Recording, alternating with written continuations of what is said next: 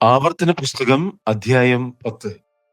അക്കാലത്ത് യഹോവ എന്നോട്, നീ മുമ്പിലത്തേവ പോലെ 2 കൽപ്പലക വെട്ടിയെടുത്ത് എന്റെ അടുക്കൽ പർവ്വതത്തിൽ കയറി വരിക.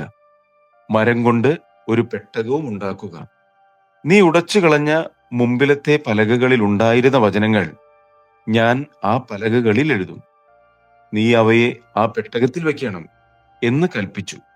അങ്ങനെ ഞാൻ ഗദിരമരം കൊണ്ട് ഒരു പെട്ടകമുണ്ടാക്കി. മുമ്പിലത്തേവ പോലെ 2 കൽപ്പലക വെട്ടിയെടുത്ത് കയ്യിൽ ആ പലകയുമായി പർവ്വതത്തിൽ കയറി.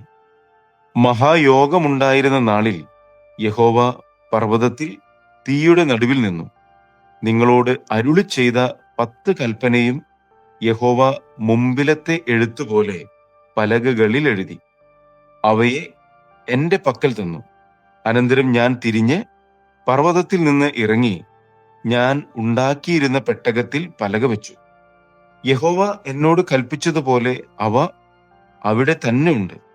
ഇസ്രായേൽ മക്കൾ ബെനയാഖാൻ എന്ന ബെരോത്തിൽ നിന്ന് മോസരയിലേക്ക് യാത്ര ചെയ്തു. അവിടെ വെച്ച് അഹറോൻ മരിച്ചു. അവിടെ അവനെ അടക്കം ചെയ്തു. അവന്റെ മകൻ എലയാസർ അവന് പകരം പുരോഹിതനായി. അവിടെ നിന്ന് അവർ ഗുദ്ഗോദാക്കും ഗുദ്ഗോദായിൽ നിന്ന് നീരൊഴുക്കുള്ള ദേശമായ യൊത്ബത്തായ്ക്കും യാത്ര ചെയ്തു. അക്കാലത്ത് യഹോവ ലേവി ഗോത്രത്തെ യഹോവയുടെ നിയമപ്പെട്ടകം ചുമപ്പാനും ഇന്നുവരെ നടന്നു വരുന്നത് പോലെ യഹോവയുടെ സന്നിധിയിൽ നിന്ന് ശുശ്രൂഷ ചെയ്യുവാനും അവന്റെ നാമത്തിൽ അനുഗ്രഹിപ്പാനും വേർതിരിച്ചു. അതുകൊണ്ട് ലേവിക്ക് അവന്റെ സഹോദരന്മാരോട് കൂടെ ഓഹരിയും അവകാശവുമില്ല. നിന്റെ ദൈവമായ യഹോവ അവന് വാഗ്ദത്തം ചെയ്തതുപോലെ യഹോവ തന്നെ അവന്റെ അവകാശം. ഞാൻ മുമ്പിലത്തെ പോലെ 40 രാവും 40 പകലും പർവ്വതത്തിൽ താമസിച്ചു. ആ പ്രാവശ്യവും യഹോവ എന്റെ അപേക്ഷ കേട്ടു. നിന്നെ നശിപ്പിക്കാതിരിപ്പാൻ യഹോവയ്ക്ക് സമ്മതമായി. പിന്നെ യഹോവ എന്നോട്, നീ എഴുന്നേറ്റ് യാത്ര പുറപ്പെട്ട് ജനത്തിന് മുൻ നടക്കുക. അവർക്ക് കൊടുക്കുമെന്ന് ഞാൻ അവരുടെ പിതാക്കന്മാരോട് സത്യം ചെയ്ത ദേശം അവർ ചെന്ന് കൈവശമാക്കട്ടെ എന്ന് കൽപ്പിച്ചു. ആകയാൽ ഇസ്രായേലേ, നിന്റെ ദൈവമായ യഹോവയെ ഭയപ്പെടുകയും അവന്റെ എല്ലാ വഴികളിലും നടക്കുകയും അവനെ സ്നേഹിക്കുകയും നിന്റെ ദൈവമായ യഹോവയെ പൂർണ്ണ ഹൃദയത്തോടും പൂർണ്ണ മനസ്സോടും കൂടെ സേവിക്കുകയും ഞാൻ ഇന്ന് നിന്നോട് ആജ്ഞാപിക്കുന്ന യഹോവയുടെ കൽപ്പനകളും ചട്ടങ്ങളും നിന്റെ നന്മയ്ക്കായി പ്രമാണിക്കുകയും വേണം എന്നല്ലാതെ നിന്റെ ദൈവമായ യഹോവ നിന്നോട് ചോദിക്കുന്നതെന്ത്? ഇതാ, സ്വർഗവും സ്വർഗാദി സ്വർഗവും ഭൂമിയും അതിലുള്ളതൊക്കെയും നിന്റെ ദൈവമായ യഹോവയ്ക്കുള്ളവ ആകുന്നു. നിന്റെ പിതാക്കന്മാരോട് മാത്രം യഹോവയ്ക്ക് പ്രീതി തോന്നി അവരെ സ്നേഹിച്ചു.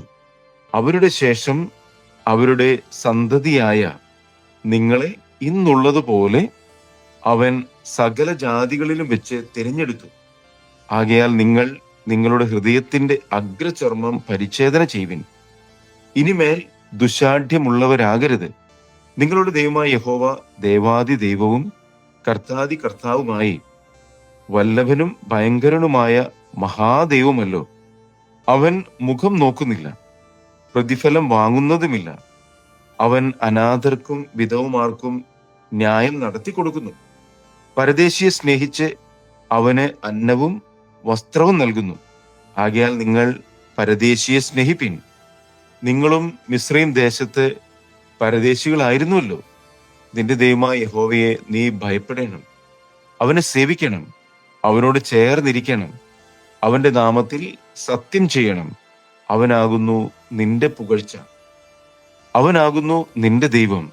നീ കണ്ണാലെ കണ്ടിട്ടുള്ള മഹത്വവും ഭയങ്കരവുമായ കാര്യങ്ങളെ നിനക്ക് വേണ്ടി ചെയ്ത് അവൻ തന്നെ. നിന്റെ പിതാക്കന്മാർ 70 ദേഹികളായി മിസ്രയീമിലേക്ക് ഇറങ്ങിപ്പോയി. ഇപ്പോഴോ നിന്റെ ദൈവമായ യഹോവ നിന്നെ പെരുക്കി ആകാശത്തിലെ നക്ഷത്രങ്ങളെ പോലെ ആക്കിയിരിക്കുന്നു.